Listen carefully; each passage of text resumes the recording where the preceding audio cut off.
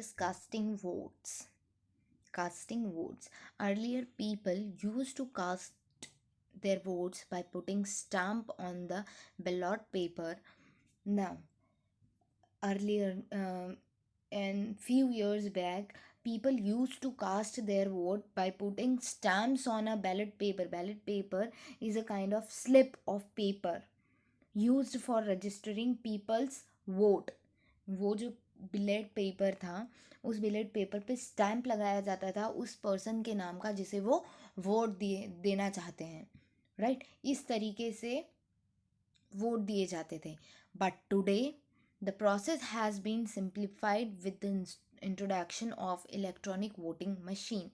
लेकिन आज का जो टाइम है, आज वोटिंग किस तरीके से दी जाती है, इलेक्ट्रॉनिक वोटिंग मशीन ईवीएम के थ्रू दी जाती है। It's a kind of electronic machine, right. The EVM shows the name like this ये यहाँ पे नेम्स हैं and this are the buttons, right. और यहाँ पे सिम्बॉल्स भी होते हैं। Okay, so if you will press a button, if you will press, suppose you are pressing first button, so here on this screen to whom you are voting will appear. Okay, the EVM shows the name of the candidate and symbol of the party to which they belong. और EVM show करता है candidate का नाम और उनकी party का symbol. Independent candidate also have their own symbol allotted by election commission. और independent candidates जो होते हैं, राइट, जो इंडिविजुअल होते हैं उनको भी एक सिंबल दिया जाता है और वो सिंबल इलेक्शन कमीशन उन्हें प्रोवाइड करता है। The voter only required to press the button against the name of the candidates of their choice. Now, candidates are just required to press one of this button or the candidate to which they want to vote.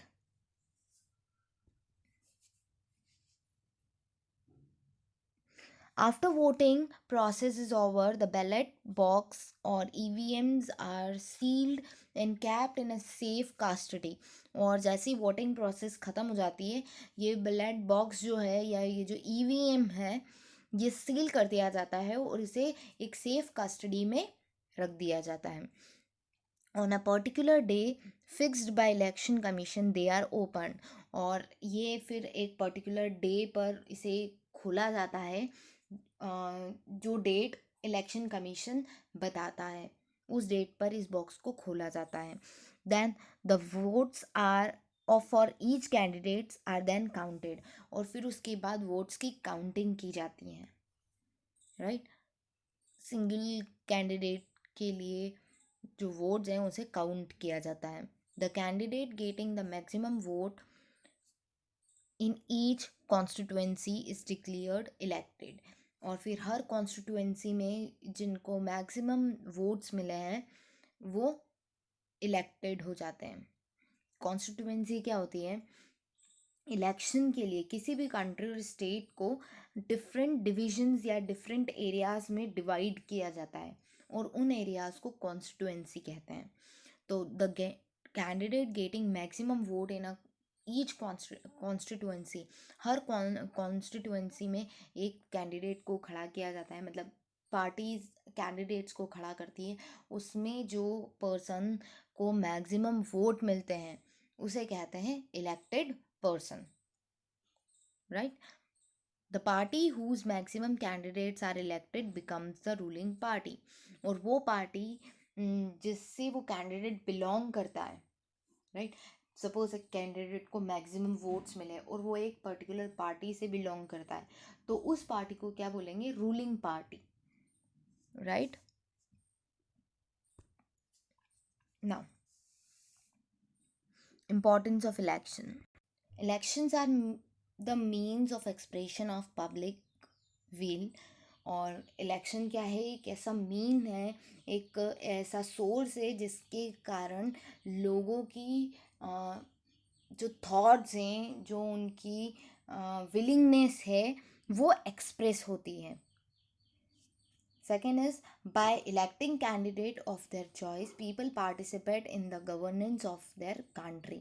And by electing a candidate of their choice, people participate in governance of their country.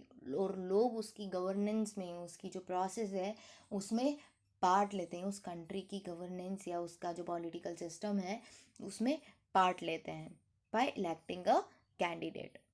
Next is elections held at regular interval give the people a choice to allow the present government to rule for a longer time or to elect a new government altogether. Now election since regular interval में होते हैं तो लोगों के पास ये choice होती है कि वो प्रेजेंट गवर्नमेंट को अलाउ करें कि वो फर्दर रूल करें या फिर नई गवर्नमेंट को चांस दें या इलेक्ट करें. राइट, तो इलेक्शंस क्या होते हैं, रेगुलर इंटरवल में इसीलिए किए जाते हैं. Next is a free and fair election offers real choice of the people. Now since ये जो elections होते हैं ये free और fair होते हैं, इसीलिए जो लोगों की real choice है, right, वो elect होती है या government form करती है. तो ये कुछ importance है election के, जैसे लोगों के opinions को बताती हैं. then जो इंडिया की गवर्नेंस है, जो पॉलिटिकल सिस्टम है, उसमें लोग पार्टिसिपेट करते हैं बाय इलेक्टिंग देयर कैंडिडेट. फिर सिंस ये जो इलेक्शन है रेगुलर इंटरवल में होते हैं तो लोगों की जो चॉइस है या लोगों को एक ये चांस देती है कि वो प्रेजेंट गवर्नमेंट को अलाउ करें फर्दर रूल करने के लिए या फिर नई गवर्नमेंट को इलेक्ट करें. Than last is free and fair election से लोगों की जो रियल चॉइस है वो इलेक्ट होती है. Next we are going to read is political parties. A political party comprises of group of people who share similar views on a political issues of the country. A political party क्या है, ऐसा group लोगों का जिनके जो views हैं वो same है. Share similar view on the political issue of the country के जो पॉलिटिकल इश्यूज हैं उन पे सिमिलर व्यूज़ हों, ऐसी पार्टी को पॉलिटिकल पार्टी कहते हैं. A party wants to gain power through democratic mean, or that political party wants to gain power or come into the power through democratic mean, through elections, right? In the election that are held at the country or state level, this party bring in their candidate to contest the election. Since ये जो elections held होते हैं, elections किसी भी country के level पे या state के लेवल पे, ये पॉलिटिकल पार्टीज अपने एक कैंडिडेट को उस कॉन्टेस्ट में एज अ कैंडिडेट खड़ा करती हैं, राइट, और फिर इलेक्शन लड़ते हैं वो लोग. Next is type of political parties. बहुत तरीके की पॉलिटिकल पार्टीज होती हैं. Let's see. The political parties can be national और regional in nature. Political party national भी हो सकती है और रीजनल भी हो सकती है, मतलब एक पर्टिकुलर रीजन की भी हो सकती है, एरिया की भी हो सकती है. If a party is recognised in 4 और more state, it is called national party. अगर कोई पार्टी 4 या उससे ज़्यादा स्टेट में है तो उसे क्या कहते हैं, नेशनल पार्टी कहा जाता है, राइट. 4 स्टेट में है और उससे ज़्यादा 4 से ज़्यादा स्टेट में से अगर बिलोंग करती हैं, राइट, तो उसे नेशनल पार्टी कहते हैं. For example Indian National Congress, the Bharatiya Janata Party are national parties, right. Then BJP, generally we call them as BJP and Congress. तो ये क्या है, नेशनल पार्टीज हैं, क्योंकि ये 4 से ज़्यादा स्टेट में हैं। If a party functions at the state level in only one state or regional level in two or more state is called regional party। अगर कोई पार्टी है जो स्टेट लेवल पे सिर्फ एक ही स्टेट में बिलोंग करती हैं, या 2 या उससे ज़्यादा स्टेट में बिलोंग करती हैं, 2 या 3 स्टेट में बिलोंग करती हैं, तो उसे रीजनल पार्टी कहते हैं। राइट, किसी एक पर्टिकुलर रीजन में या 2-3 स्टेट में है, तो ऐसी पार्टी को रीजनल पार्टी कहते हैं, किसी एक पर्टिकुलर रीजन से बिलोंग करती है, इसीलिए रीजनल पार्टी।